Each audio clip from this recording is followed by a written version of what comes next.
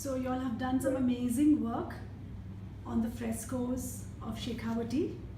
And so I want to begin with saying a big congratulations to each one of you in your team. You all have put together a wonderful website. I went through it and I was very impressed.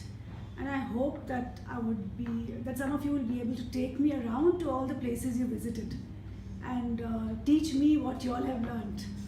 You'll have done amazing work. Now, can I ask you a question first? So, what was your goal and what was your objective in undertaking this project? Do you feel you've achieved your goal? And what were the outcomes from this whole project, all the effort that you put in over the last 3 months, I think? Yeah, more. More October than 3 we months. started. October we started. Because the objectives of our cycle project was to do research work and to explore through the heritage of our area. And the outcomes we got were wonderful. Along with fulfilling our objectives, we got many skills like peer learning. And then we also learned how to interact with the people, the foreign visitors, and the famous personalities. We have also learned from collaboration, how to collaborate with our team, to divide work with our team, and to collaborate smoothly with our team and work with our team. That is wonderful. What about you? You haven't spoken? Yeah. Okay, I will speak now.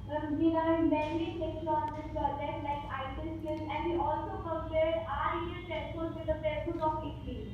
Oh, that's great. That's superb. Can I ask you a question? Sure. My name is Meena Sara. Sorry, can you repeat that? My name is Meena Sara, and my question is. Meenal Mehra? Yes, ma'am. And my question is that what are your views about the present status of Havelis and frescoes? So I think the frescoes and Havelis, they capture the soul of the Shekhawati region in Rajasthan.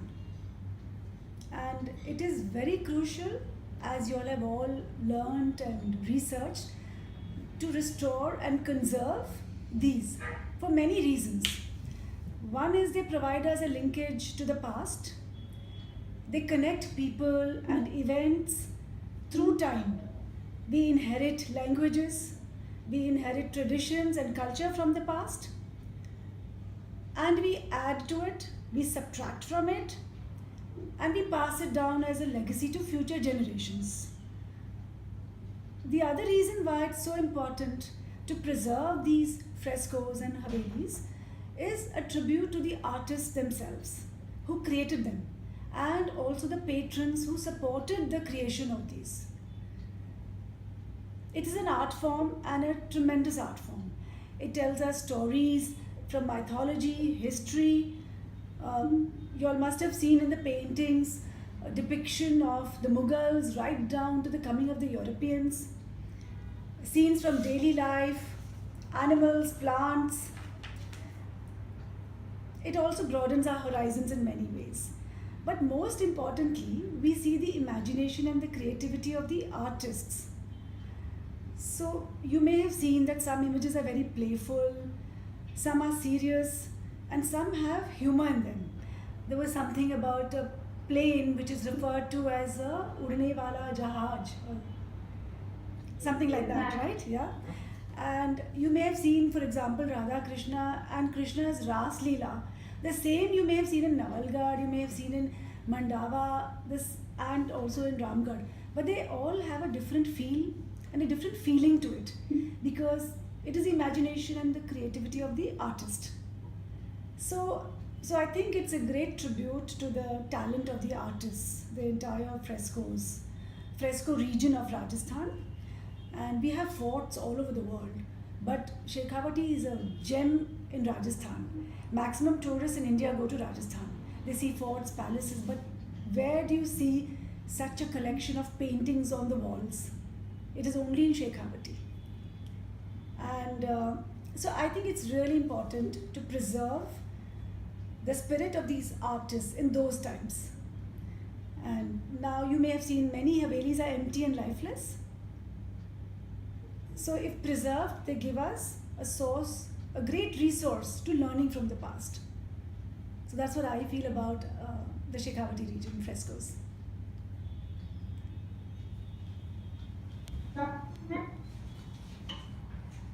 And Dr. Gupta, we are delighted to know that you have great love for art and you are even having art gallery. But ma'am, I want to ask that what do you feel about our efforts made through this project? I think you have all put in tremendous effort.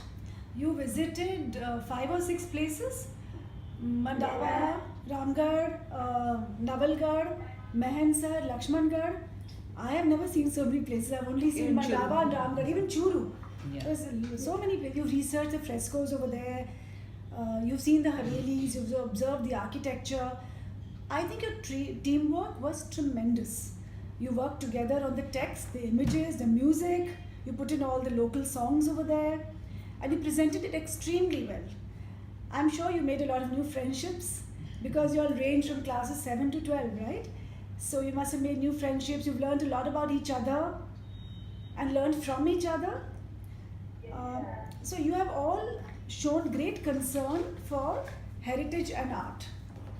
And that is something I was very impressed by.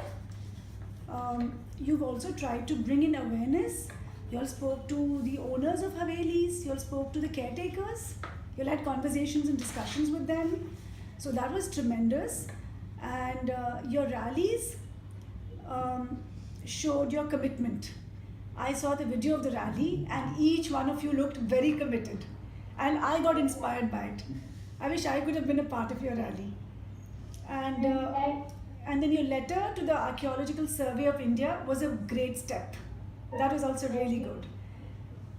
Your final website brought together various teams, your sub-teams, which is the web development, your data collection, your photography. So it indicated that you have worked wonderfully as a team. And now you all are going to go through the peer review, is what I understand. So I'm sure you'll learn a lot from the peer review about criticizing in a constructive way. So it helps others and it helps yourselves as well. So congratulations to you. It was fantastic. The effort, the entire outcome, your website was really superb. Congratulations. Also, I don't think it's about winning or losing. It's just the learning and the journey that you all went through and the experience and the exposure. Good afternoon, ma'am. Well, my name is Ati, and I want to ask you that what would you like to advise us to contribute further in this direction? My advice would be, which you'll have already shown a lot, or each one of you, is that be sensitive to art, be sensitive to heritage all over the world. History is a great teacher, and art and architecture, what are they? They are visual representations of history, which would otherwise be lost. I'll give you an example. You've heard of the Bamiyan Buddhas in Afghanistan?